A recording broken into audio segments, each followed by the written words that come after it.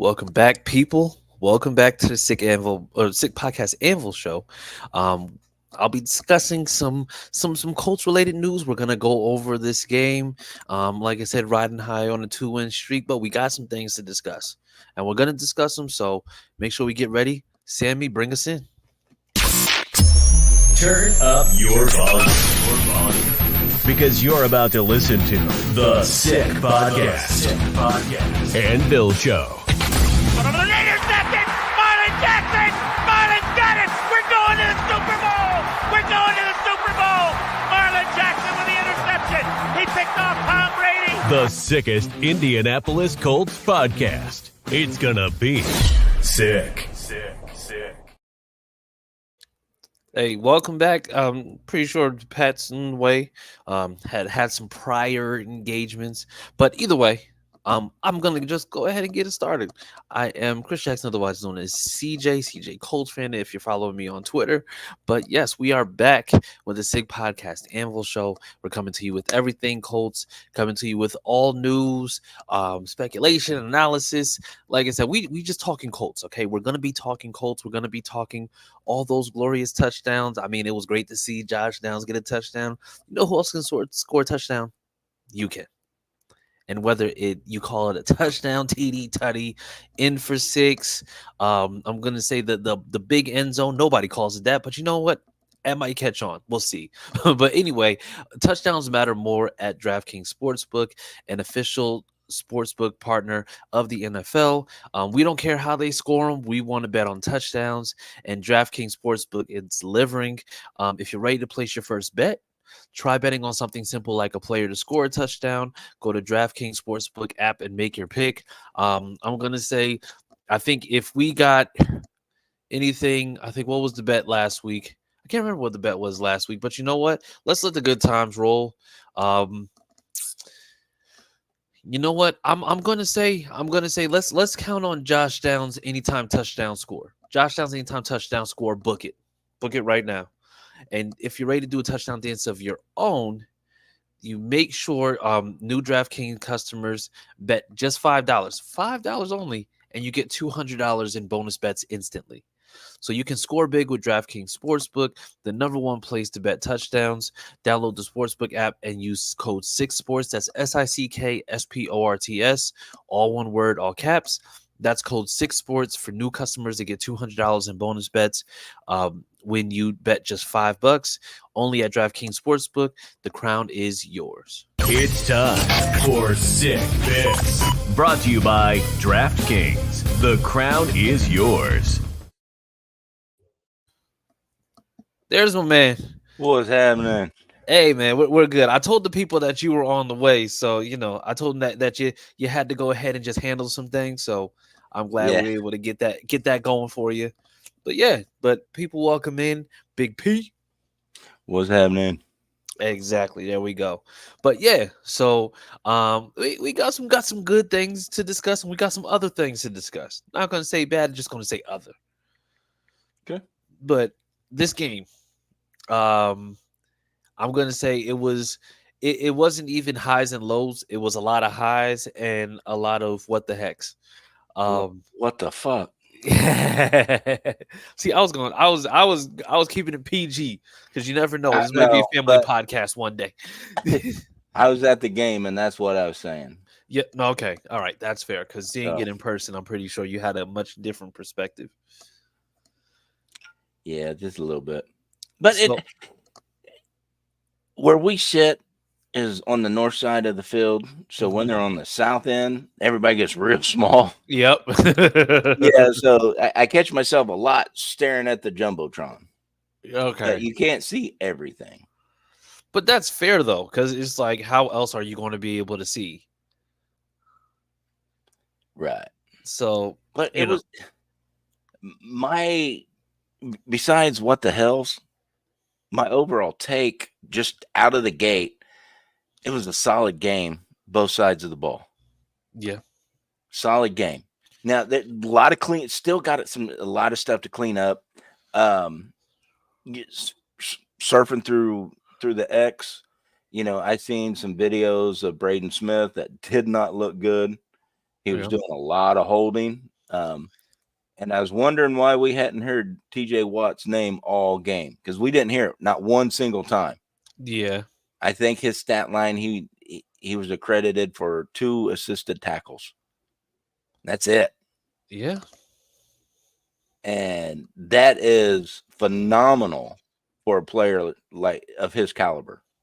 But after seeing the videos, Braden Smith was damn near raping him. So it's that. But hey, I'll take the win. But I'm not going to say anything good or bad about that, because the whole time I was watching them, I was watching 2 people hug and damn near tackle a lot too. Yeah. So it happens on both sides of the ball. So I don't want to hear anybody say, "Oh, well, we could have won if you weren't holding." Well, we could have beat your ass even more if you weren't holding. Exactly. You And know. and I mean, honestly, they were gifted a few things, like the Isaiah Land sack, Oh where my he hit the guy, and then they call roughing the passer. It's just like, what is roughing the passer now? Like, is it tackling the quarterback? Because that's all he did. He hit him the way they were taught to with this new quarterback rule. Mm-hmm. He hit him square. He didn't lead with his helmet. And when Justin Fields started falling, he backed off and arms went up. Mm-hmm. That's exactly the way they are taught to tackle quarterbacks now. Exactly. He did it to perfection, and he still got the penalty. Oh my God. and that drove me crazy, because at that point you're at the mercy of the referees, and there's nothing really that you can do in that case, because then you almost have to just try to just deflect the pass rather than getting a sack. But if that's the case, then what else is there? The only thing that you can do is possibly force fumbles, and even that is becoming a little bit tougher, because guys can hold. Yeah. So but you know what, I think and we had Mike on the show last week from the Steelers podcast. Yes. And How did that go? And thank you guys for covering for me. I was so congested, it sounded like I was Rudolph the Red-Nosed Reindeer. you were like I was the week before last, so I get it. I understand. But no, it was pretty cool. Like I said, he got on. We got a chance to just talk football as a whole. We went over, everything we possibly could regarding the game. And I mean, everything that we talked about pretty much, came true. We said that it was going to be a game that was won in the trenches. And I mean, I think for us, I think it's safe to say that we did win the trench battle. Yes. When it came to being able to rush Justin Fields, when it came down to being able to protect the pocket, and then also we said that this game was going to be a game that was won by no more than maybe 3 points, and here we are winning 27-24. So once again, another thing that we talked about that came true. So it was, like I said, it was a great podcast, because we knew it was going to be a dogfight coming in. It just so happened that we just had to get up to a big lead and just make sure that we maintained for the rest of the game. Yeah. Which I hate doing that. I hate maintaining. If you're going to step on somebody's throat, stepping on it till where they can't breathe. Well, you know what? Stop letting up. That shit drives me nuts, Chris. Well, the funniest part about that was that there were, pockets of fans who were basically saying that, the defense kind of let up a little bit. It looked like Gus Bradley was doing some different things, and he was adapting, and then all of a sudden when it came to that second half, he went right back to doing Gus Bradley things.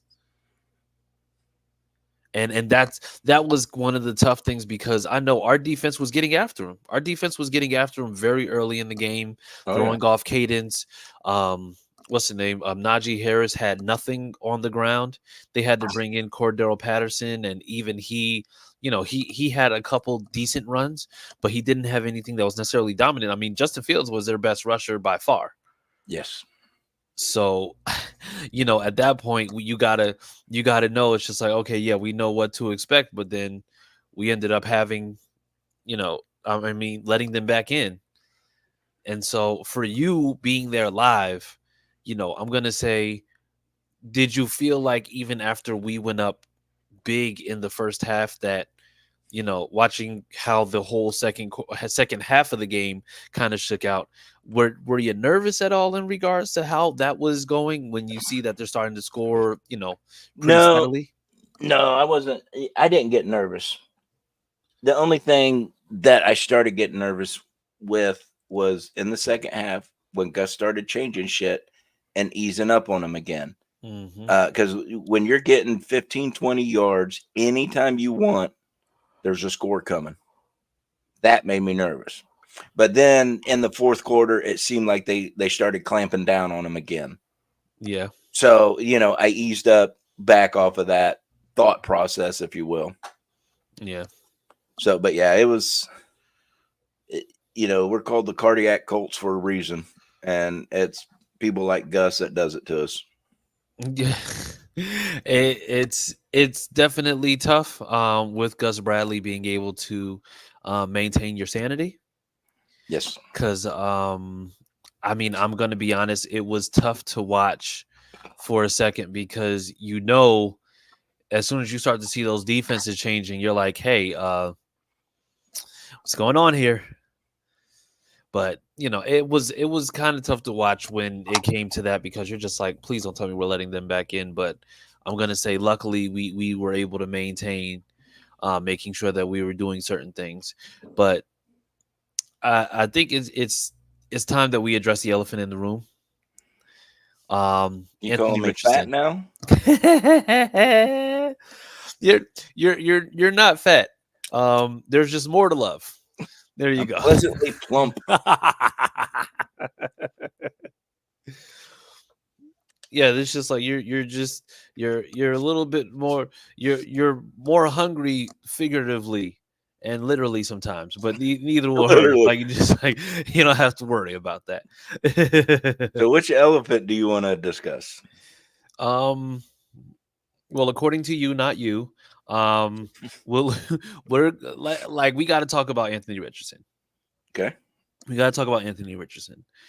Going back, watching the play, because in the moment, you're just worried if he's healthy, if he's okay, because we all know that last year ended with injury.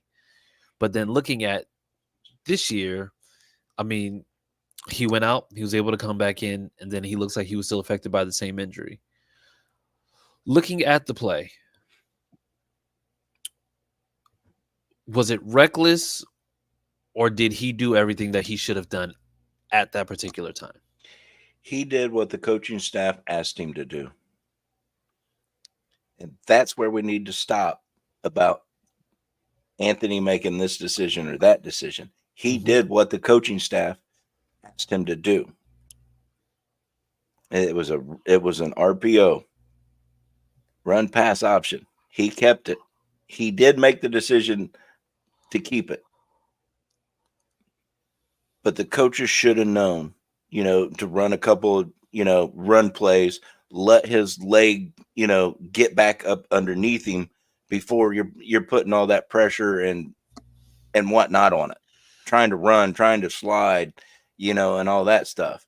They should have known he needed more time to be upright before you call a play like that. So to me, and I could be wrong with it, but what I seen, that's how I seen it. And that's where I'm putting the blame is on the coaching staff. They should have kept him upright and not gave him the opportunity to run that ball. Yeah. Yeah. And you know what? I'm even going back to the original play. Like going back to the play where, it looked like that was the one that he got hit on. Because, ran for the first down, and it looks like he was trying to, I'm going to say, make something else happen. And, I'm going to say it's just like just watching it again, I'm going to say for me, on that particular one, not necessarily the red zone, but on that particular one, the one that got him, hurt in the first place, I want to say it's just like coaching may come into play, but I'm going to say it's just like I think to me, it's just like that's also kind of a personal choice to not just get the first down and then just slide to get the extra yards. Well, this is going to break your heart, and it's going to break a lot of Colts fans' hearts. What I'm about to say. If you don't like it, go follow another team, because that's the kind of player he is. Oh, absolutely. He is competitive as hell. He wants to win. He wants to score every time he has that ball in his hands. So I don't see him changing who he is because of injuries. Now he might, hopefully he can learn and get smarter with it so he doesn't get hurt, because he's definitely got to learn that even though you're competitive as hell and you want to win and you want to score, you can't if you're hurt. Yeah. You know, it's like a doctor. You know, a doctor is no good to you if the doctor is hurt or dead. Yeah. You know, so you want to do everything you can to make sure that doctor is ready to go. But right now, for this next few years, why he's, you know, very young, very strong, very agile, very committed, very competitive, we're just going to have to deal with the way he runs. Sometimes it's gonna benefit us, and we're going to cheer him for it. Other times we're going to see, you know, bruises and concussion protocols and shit like that. It's just going to be part of it for a couple more years. Why he grows up, until somebody puts in his head, hey, you're no good to us on the sideline. Would you please stop doing this? We know you want to score. We're going to give you opportunities to score. But in these kind of situations, this is what has to be done, because you're no good to us on the sideline. Yeah, your mic's out, bub. Still, no mic. Can't hear you, Bubba. Well, sorry about that. There we are. We're back. Yes. So no, but no, you know what? Like, I think it's tough to contend with that thought. And the thing is, it's because of the fact that, you know, we, like, fandom has you just going ahead and just kind of believing in whatever the process may be. Now, the problem is that, you know, you see it, I'm going to say for me, and I can only speak for me. From a football perspective, you know, we see, okay, you know what, AR is going to develop. AR is going to be able to do, you know, all these great things that we expect him to. But then at the same time, it's just like, it's also understanding that, okay, well, you know, he may be like a year or two out from really being able to just be that guy that we know he has the potential to be. Yeah. But then the other thing that we run into is the fact that, you know, for me personally, you know, I see guys like a Kenny, like a Buckner, guys who might be just like a little bit older, even Quentin Nelson, who, I mean, I just saw it the other day. It's just like Quentin Nelson himself is 28 right now. So the problem is that you see these guys who are aging a little bit more. And, you know, we know that they're good, but then we also know that, you know, we have a window to be able to go ahead and just do all these things that we know. Like, we have a window for Buckner, we have a window for Kenny, we have a window until these guys are well into, you know, like I said, that 32, 31, whenever that may be. So the thing is, it's like, at the same time, we're having to contend with knowing that we need to be patient because we need to know that AR is going to develop, but then also knowing that, you know, we have guys on this team who are kind of, I'm not going to say aging out, like about to be out of the league, but that are getting older rather than just getting younger.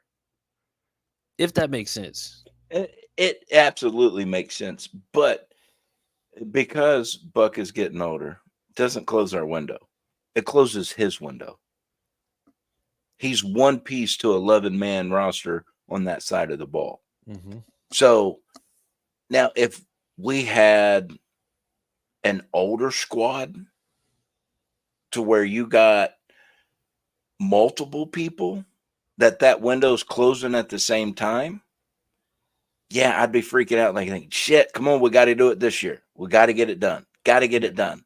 Or, at that point, it becomes our window. Right now, it's not an our window. It's a his window.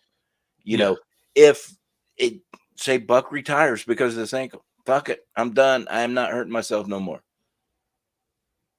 What are you going to say then? He's gone. Yeah. The window didn't close on him. He closed the window. But this is what I truly appreciate about Chris Ballard, building through the draft. Because as this core people are getting older and their windows are getting shorter and shorter, you've got a young core coming in right behind it to where the organization window is never closed. Just individual players closed. Are we hoping the Colts win a Super Bowl, or are we hoping DeForest Buckner wins a Super Bowl? That's to me, that's the difference in what your mindset versus my mindset. On what you said is not wrong, by no means, not wrong at all. But it's not an organization window that's being closed because of one or two guys, because of the way Chris has built this team. Out with the old, in with the new. A gallon in, a gallon out. You build a potential championship roster like that, you stay competitive for year after year after year after year. Go back and look at Kansas City. Look at Kansas City, what Kansas City is doing right now. They're still building their roster the same way Chris taught them how to. They are, well, so what I will say in regards to that is they do draft. And the thing is, they draft according to what works for the type of team that they have with Andy Reid and, what they have. But the thing is, we'd also be remiss if we didn't say that they're mixing it up by making sure that they have draft, but then they're also going and just, digging in, getting those free agents whenever they need be. Because honestly, tell me their last notable free agent. The last notable free agent? Yes, that's fucking tearing it up. The last notable free agent that's tearing it up right now, Justin Reed. He was one that they got from Houston. Yep. I think even prior to that, like the majority of anything that they've gotten in regards to the team, or I'm going to say diving into free agency, has been to go and make sure that they get people who are familiar. Mind you, I mean, I think not this past Super Bowl, but the Super Bowl before that, they had Juju Smith-Schuster that was signed for that year. Mm-hmm. And then they also had Valdez-Scantling, who, once again, these are guys that worked within that team.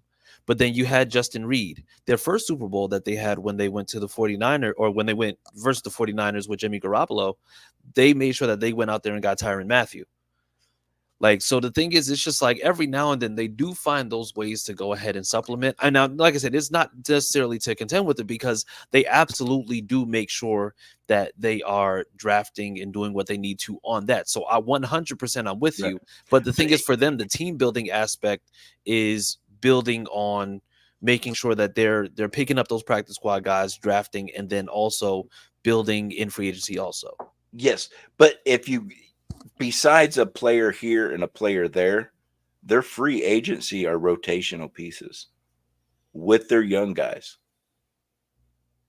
You said, yeah, absolutely. Yes. Yeah. So they're not going out and spending $80 million in free agency. Oh, no. New England never did either. Yeah, no, absolutely. And look how competitive New England was for all those years. Yeah. There's different ways to build. Yeah. Look at LA. They said F them picks. They won a Super Bowl. Now look at them. Oh, yeah. Let's see. But while you're figuring that out, I will say, now the thing is, LA, and there's another team, and I just freaking lost it. They do it too. They say F the picks all the time. And they just damn it. Well, Eric, I know you know who I'm talking about. yeah. Well, so the thing is, like I said, for the Rams, and that's another thing. Like, there's teams that are looking to make sure that they're doing these things while they're, I'm gonna say, because they believe like that they have a window closing. Like, I think a good example of that right now is Miami, because they have a lot of money invested in just Jalen Ramsey and Tyreek Hill. And the thing for them was they were trying to make sure that they went and got this stuff done before they had to pay Tua, because they know that it was going to be a 50 million plus a year contract that he had to get. And so, and the thing, and that's the reason why. And when I say free agency, I'm not saying free agency like we need to go and get 6 guys and max out, the cap space for the next 3 to 4 years. I'm not saying that by a long shot. But what I am saying is that if you have those areas that for a fact are, I'm gonna say, kind of questionable, or maybe areas that you're just like, you know what, let me just go ahead and just get somebody because these areas are badly hurt. Now the thing is, when I said, in my biggest thing, and I think you and I talked about this when I was out in Indy, we talked about the secondary, and we talked about the fact that it's just like there were 2 groups that we were just like, we just don't know exactly what's going to happen with them. It was a tight end group and it was a secondary group. Now the thing is, with secondary was something that was concerning for a couple different reasons. It's because after Kenny, you had Juju, you had Jalen Jones. We had to see exactly how things were going to shape out. But then after them, you didn't really know what you had at all. So the thing is, that's why when we talk about getting veteran, like Nick Cross hasn't really played a whole bunch, I believe at the time when we were talking about it, they hadn't re-signed Julian Blackman yet, had they? No, they'd re-signed Julian Blackman, but at that time, they were trying to determine whether or not it was going to be Rodney Thomas or whether it was going to be Nick Cross. That's it. Yeah. And the thing is, at that point, it's just like, if you're not sure who, who it is, and you're banking on Rodney Thomas or Nick Cross, you've seen enough with Rodney Thomas to say, I don't know if that's it. But then, it's the inexperience with Nick Cross. Now, the thing is, I like Nick Cross. I like Nick Cross when we drafted him. And I know there were a lot of question marks, but I think he's proven that he can absolutely go out there and make plays. Absolutely. But the biggest issue was the fact that we've had injury issues, and then with the injury issues, we've had depth issues.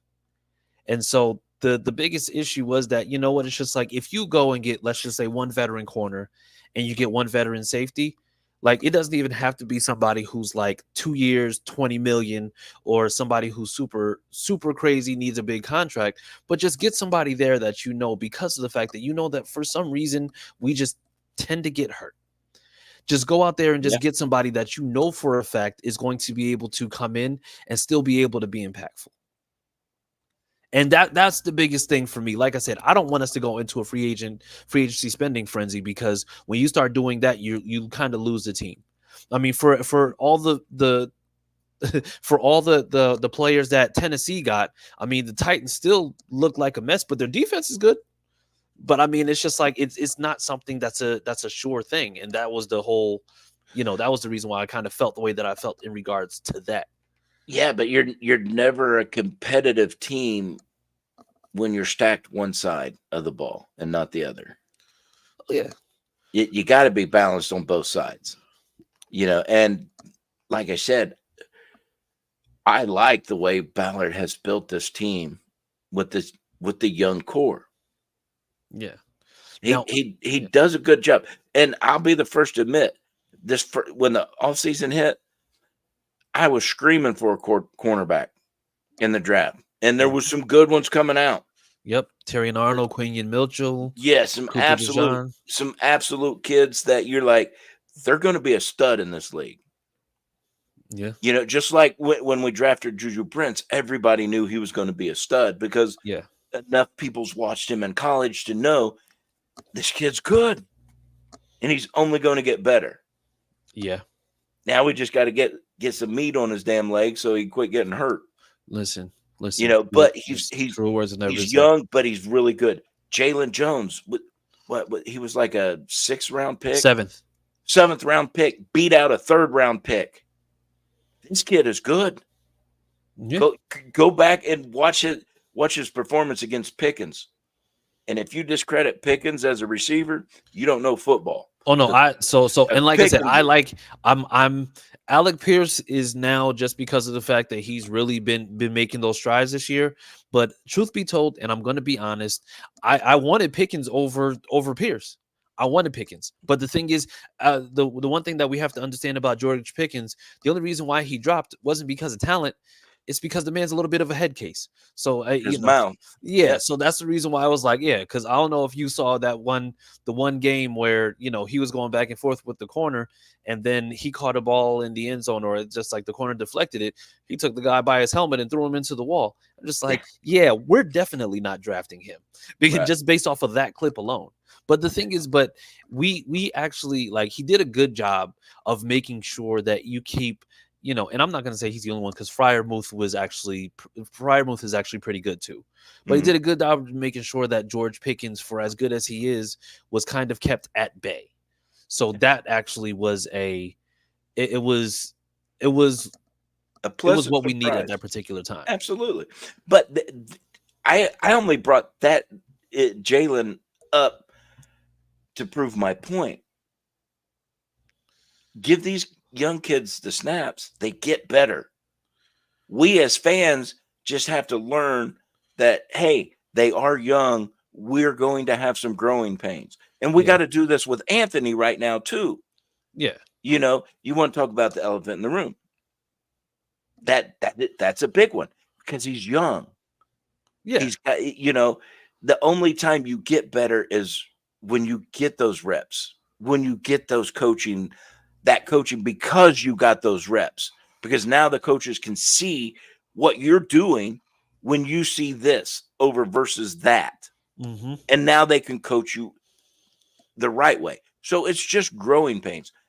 Anthony, in the first two games, Colts Twitter, whatever you call it, was, ready to chop that man's head off.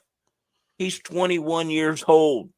He didn't have a rookie year because of the injury. Mm-hmm. This is basically his rookie year with a few extra preseason games under his belt. Yeah. And that's it. We're going to go through some growing pains with Anthony.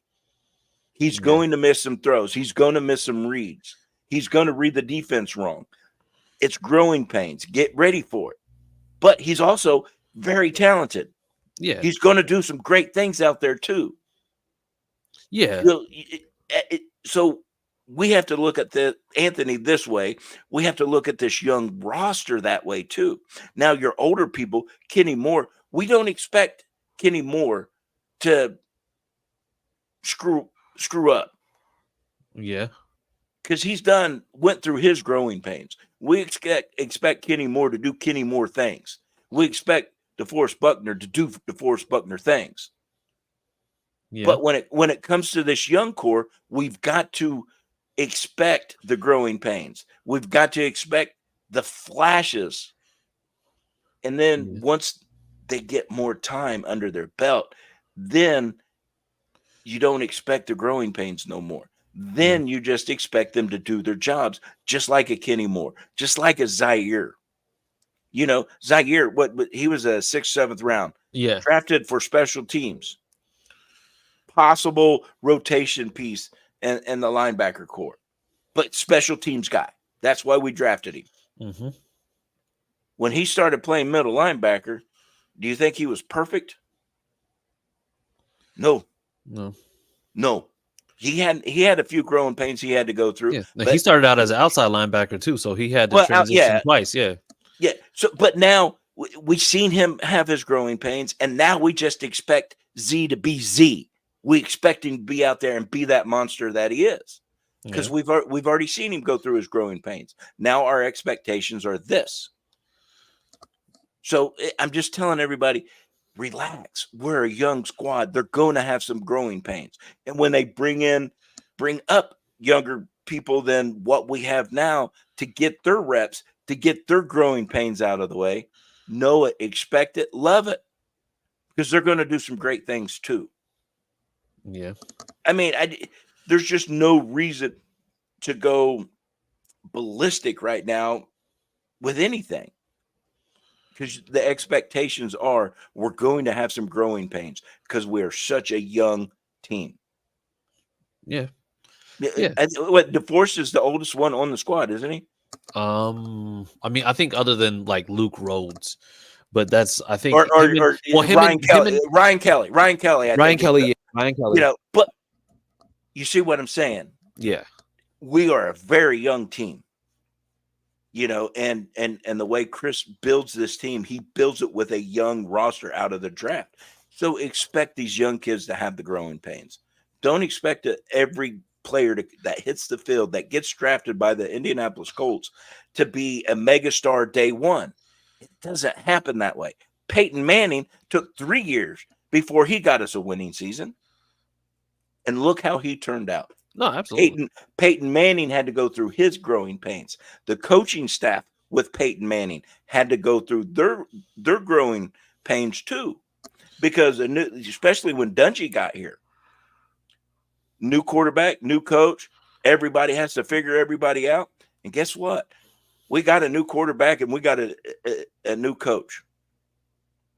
Expect the growing pains on both sides. But you see what they can do. You see what they can put out there on the field. So have those expectations, but expect the growing pains with it. Because it's going to be there. Week in and week out, you're going to say, damn, what the fuck are they thinking? But after you say it, reel yourself back in and say, they got it. They got it. They're learning. They're learning. We won't see too much of that anymore. All right. And there you go. Now you're a happy fan again. Wait, hold. So here's what we're gonna do. We're not gonna do that. We're not gonna do that. Okay. Because let's be very honest. The only reason why I ask these questions is because objectively, I want to be able to just kind of, I'm gonna say, just understand that I'm going to say understand both sides of it.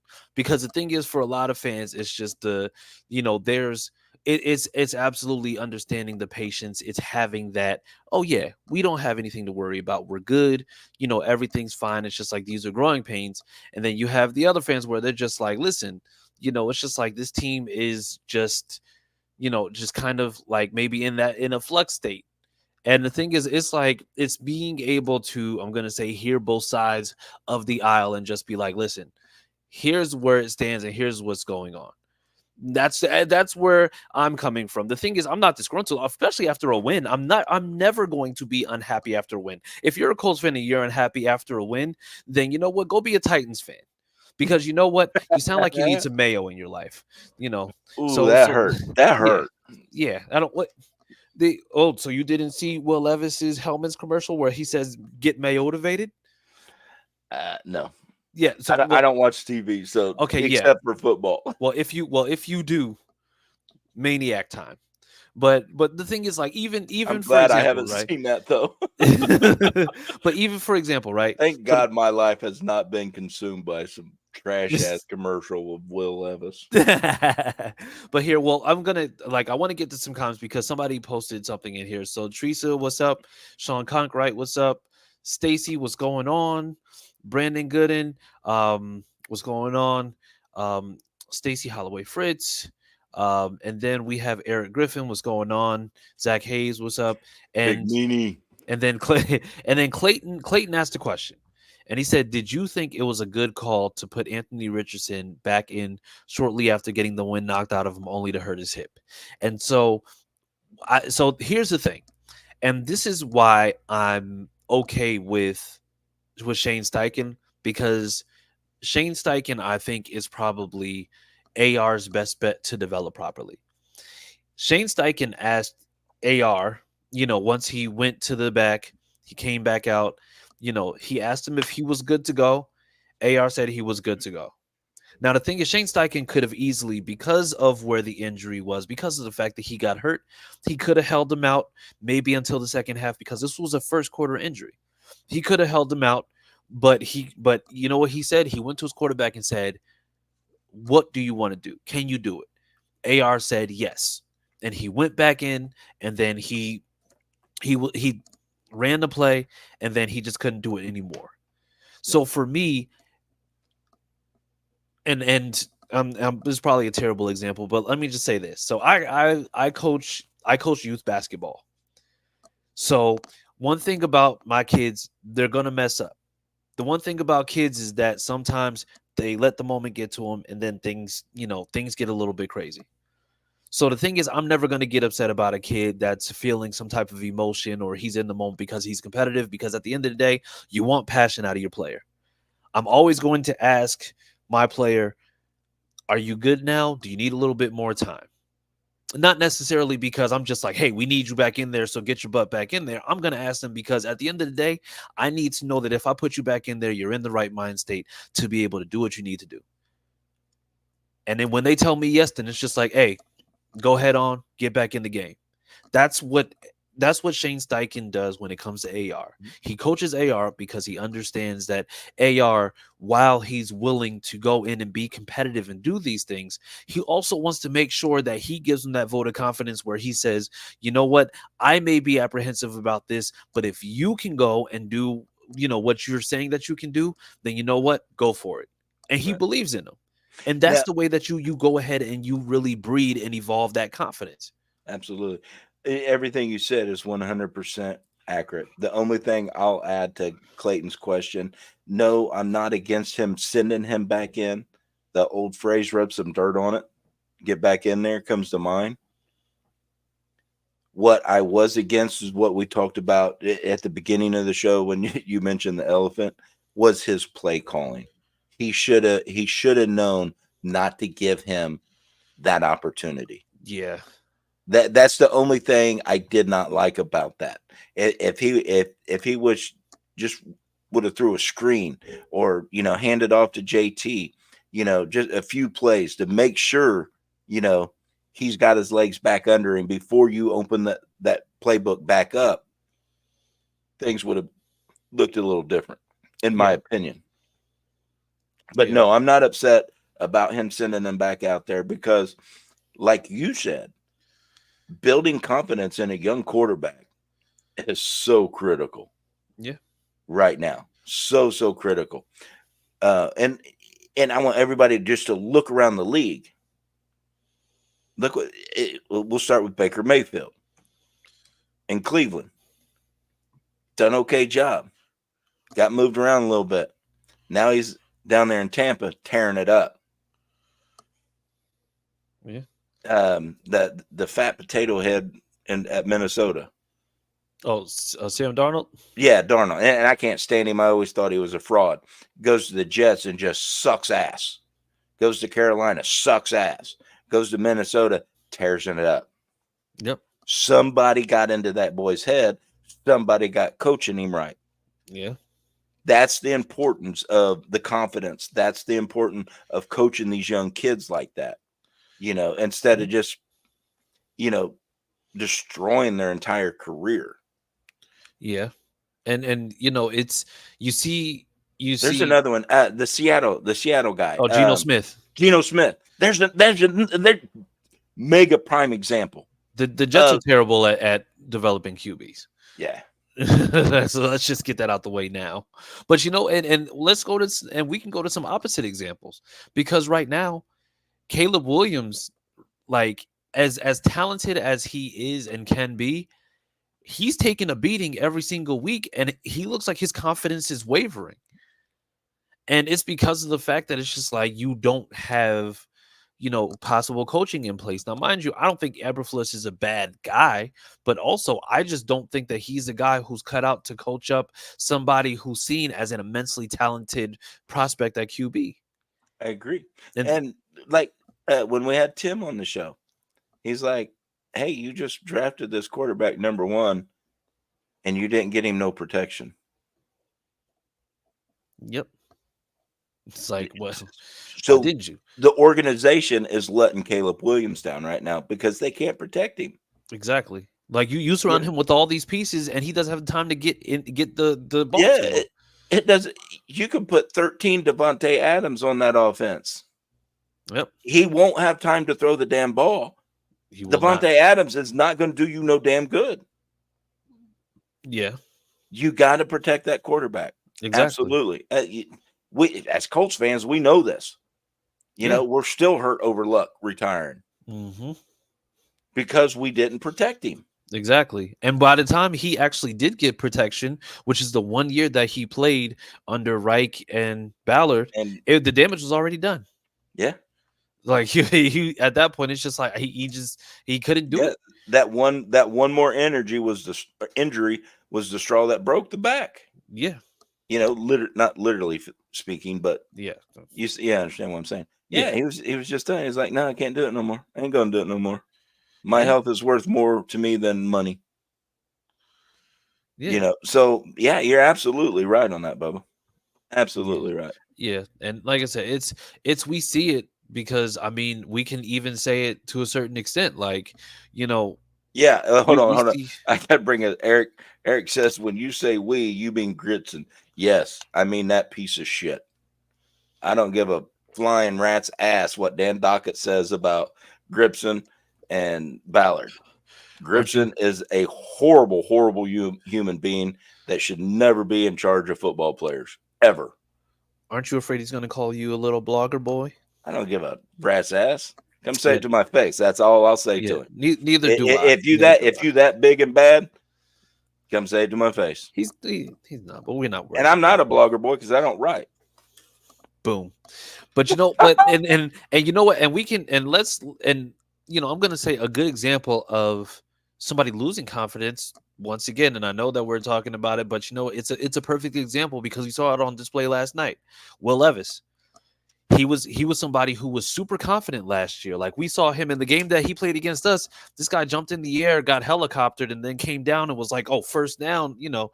And then meanwhile, you know, fast forward to just last night, and he throws a pick, an obvious pick to a guy who's literally standing there just waiting for him to throw him the ball.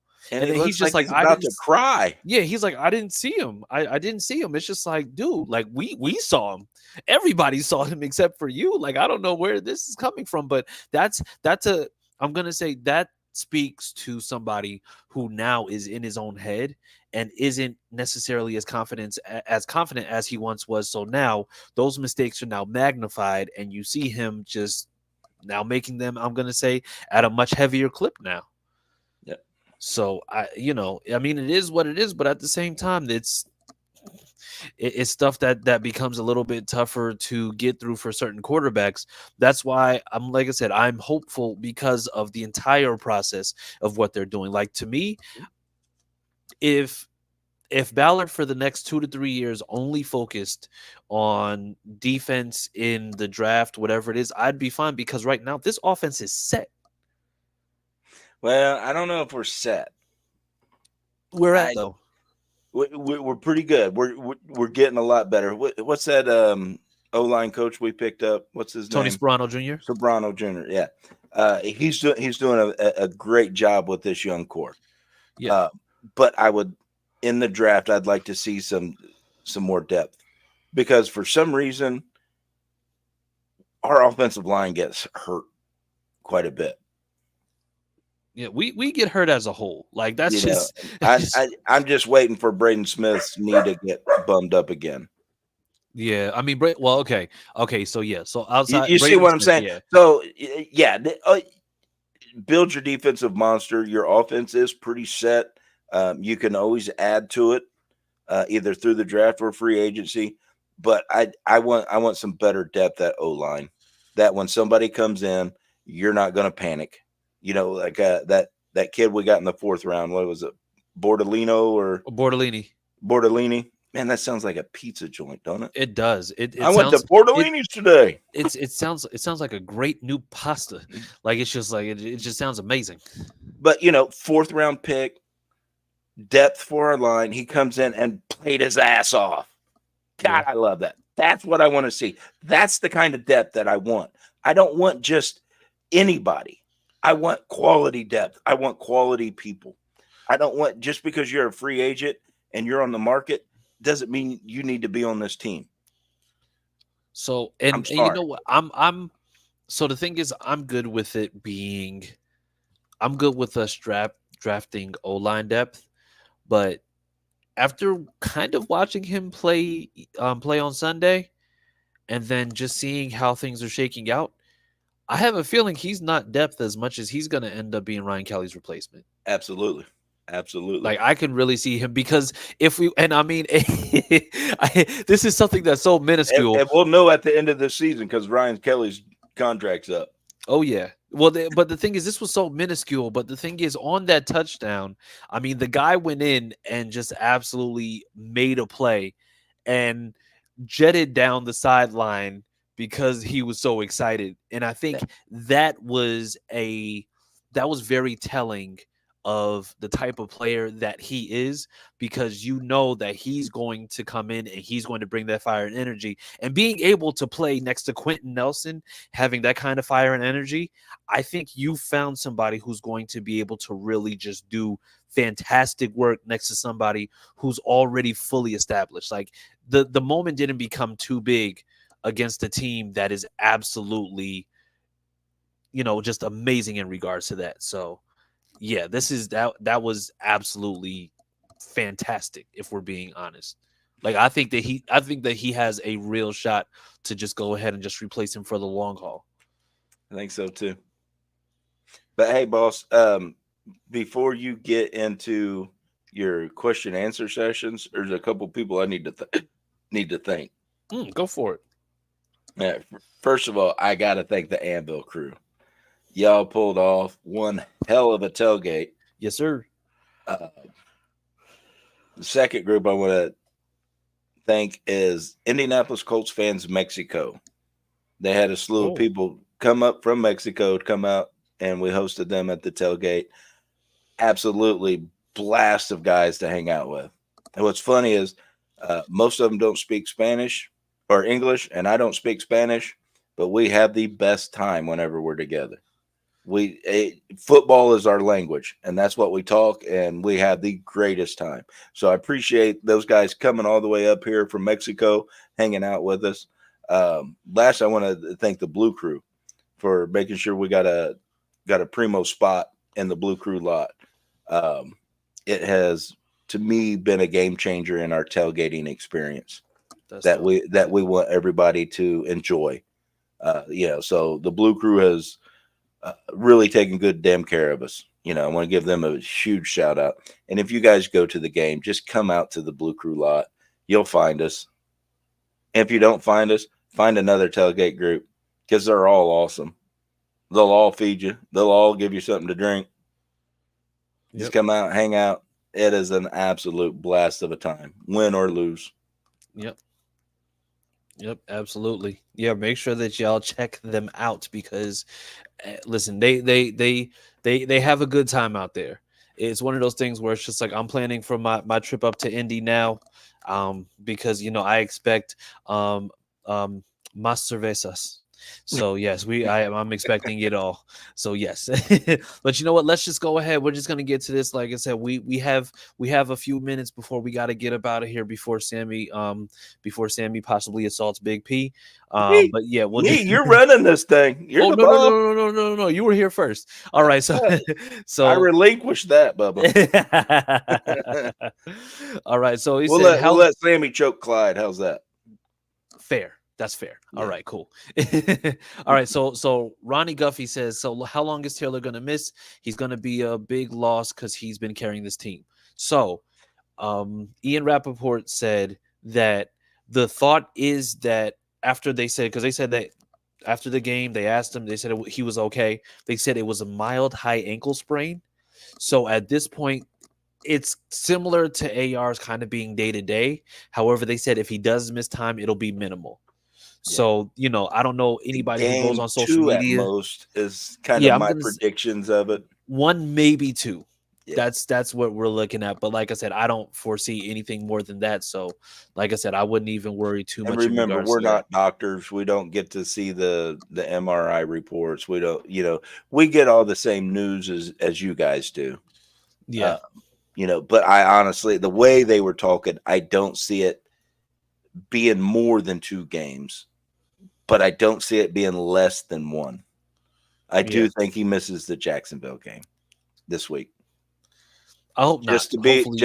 Hopefully not. Hopefully JT's a beast. He might say, "I'm good, coach. Put me in," and he might power through it. We've seen him do it before, but we've also seen him get that ankle re-aggravated and be out much longer. Yeah.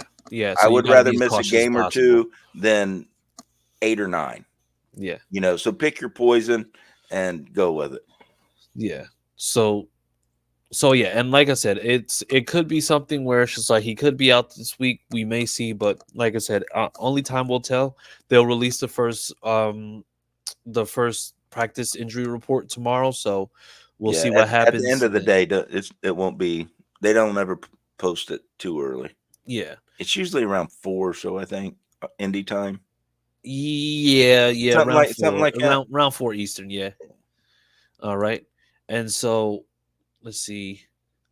They said, "Are you going to make it to the Dolphins game?" I want to. I absolutely want to. I'm in the process of moving right now, but I'm making sure that we get everything in a row. Because, like I said, and plus the drive up to Indy was beautiful. I mean, it's like a 6-hour drive, but wasn't bad at all. So, I mean, honestly, it's just like it was fantastic. So, your hotel accommodations weren't too bad either. My hotel accommodations were fantastic. I had top notch. Guests come to me. I mean, the entertainment was amazing. My what I refer to as my best friendo. The mini moon pie. She came by. She let me know how much more she loves me than Clyde. And I mean, honestly, it's just like it was a great time. It was a great time. Like I said, it was a quiet neighborhood. I had a view on the water. I mean, it was fantastic. So, everything was amazing. And for those that don't know, I actually just I stayed at Pat's house. So So yes, so no, it was an amazing time. It was a great time. So yes, but yeah, definitely trying to go ahead and see. And like I said, the Miami game looks like it's going to be a game that should be leaning in our favor. But we'll talk about that a little bit later on. We'll talk about that on Thursday. Make sure that you come back on Thursday, 6:15 Central, 7:15 Eastern. All right, and so outside of that, Mountain Time. Mountain Time, we are 5:15 Pacific Time. 4:15. I thought I was going to catch him with something. You thought. Look at you. I thought wrong. I thought wrong. Tried to catch me slipping, and guess what? Slip-resistant shoes. Okay. Ooh, challenge accepted. Now you're welcome. What can I say except you're welcome? I know you saw that because I know that you watched Moana with the baby. So yes, I can tell you everything about Moana. But outside of that, like I said, we will be back on Thursday. Thank you everybody for tuning in. We appreciate you. Big P, tell the people where they can find you on social media when you're on social media. You can find me at Big P Colts on the X, Patrick Durfline on Facebook, but I'm never on Facebook anymore. So that's a lost cause anyways. But yeah, Big P on X. All right. And you can find me at CJ Colts Fan on Twitter. I hate calling it X because I've been calling it Twitter for like as long as I've been using Twitter since like 2010. So it's just I can't do it. Can't do it. I get it, but you pay $44 billion for something and you want to rename it, I'm going to respect it. I still get confused and call it Twitter all the time. So no, if he really wanted me to call it X, instead of just going and just paying for it the easy way, because you got all this money, go and do a death match with a kangaroo. And you know what? I'm going to respect it a lot more if you do it that way. That's fine. That's fine. So yes, but you can find me at CJ Colts Fan on Twitter and Chris Bolt Speedman Jackson on Facebook. And if you want to know why I call myself Chris Bolt Speedman Jackson on Facebook, add me on Facebook and ask me. But other than that, people, we will see you next week. Thank you for tuning in. Peace, everybody. Hey, hopefully we got to everybody. If we forget to shout out anybody or read their questions off and give you an answer, just know we are under time constraints, so we can't get to everything. And I was pretty talkative tonight, so yes, that kind of ate up a bunch of time. But with that being said, we got 30 seconds left. So you know what, Sammy, take us out. And that's a wrap. Hope you don't miss us too much until next time. Follow the Sick Podcast and Bill Show on YouTube, Instagram, Facebook, Google Play, and Apple Podcasts.